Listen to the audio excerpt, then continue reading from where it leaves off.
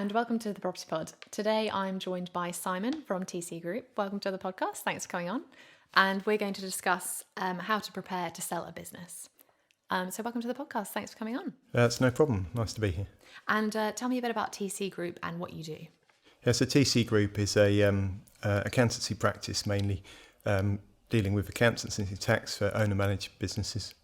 Anything from bookkeeping up to business strategy, accounting, and all the tax return type work that you'd expect for all types of business, from small startups to large multi-million pound businesses. Oh, fab.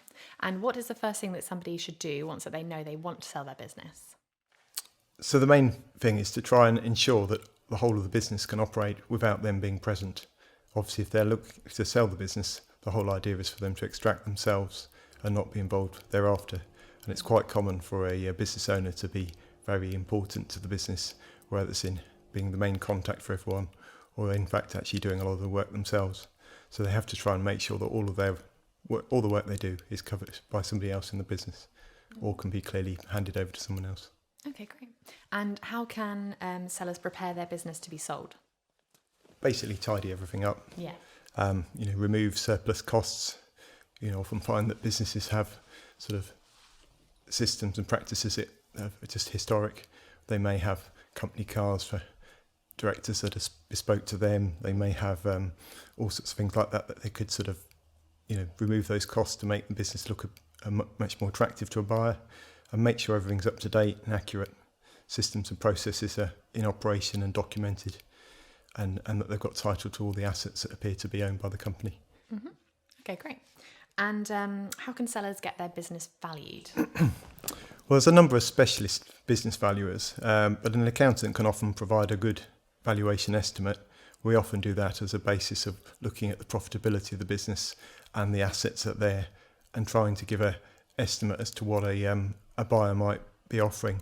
But at the end of the day, with any private business, there's no open market value. And so the value is really what the buyer will pay and what the seller will agree to sell up for. And it will vary from business to business, depending on the needs and the desires of the two parties. Okay. And what is involved in the process of selling a business? A huge amount of time is the main thing. You need to be aware that there's a lot of time required.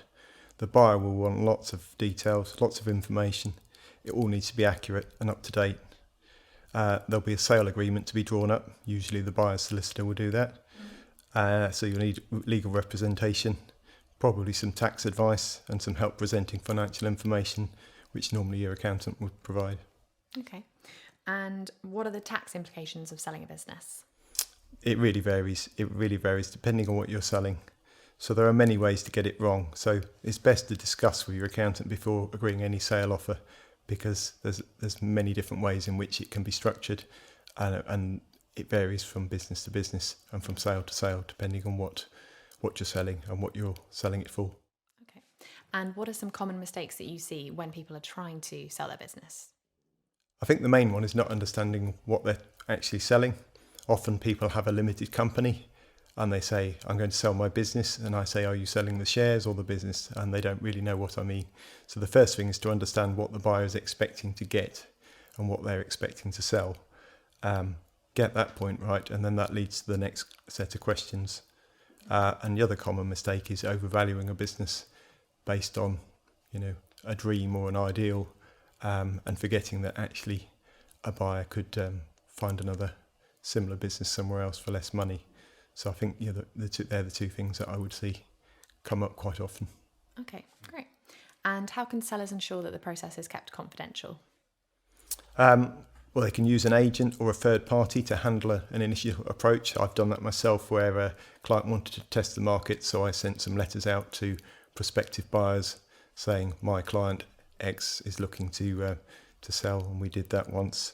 But there's various agents out there, and once you get past that stage, there's also the process of a non-disclosure agreement, which both parties sign to say that they're not going to disclose information disclosed to each other during the deal process. After the deal, or if it falls apart, and that's fairly good practice to get that in place, really. Yeah, definitely. And how can sellers ensure that they are doing their due diligence? So as a seller, your main risk is not getting paid. So the amount of due diligence depends on the deal structure. So if you're getting a lot of the money on the completion date, there's less worry because the solicitor will collect the money before he hands over your business. But if there's some deferred consideration or something else, for example, you receive shares in another company, then you may want to look into the background of the company you're selling to and try and get some sort of idea of whether, it's a credible buyer. But generally it's about making sure that the money you receive or the consideration you receive is going to be received and protected, perhaps by putting in, security or something like that if there's a deferment. Okay. And what do you think potential buyers look for when they're looking to get a business? It depends on their motive. So some are looking for a return, as in profitable return. So they're looking for a business that makes profits. Others are trying to increase the market share or add a complementary service to an existing business. So recently I helped a client sell up to a large PLC, and all they wanted was his niche business. It fitted in with theirs and gave them access to lots of new customers. So they paid a very good multiple because it made their business more valuable as well as buying the actual business that was already valuable in its own right. So it really depends on what the buyer's looking for. And obviously to get the best price as a seller, what you want to do is make sure your business is as attractive as possible to all these types of buyers, which will then push the price up. So, Yeah. Okay, great. Well, thanks so much for coming on today. That's been really great. And for all you guys at home, if you did enjoy that episode, please don't forget to like, share and subscribe, and we'll see you in the next one.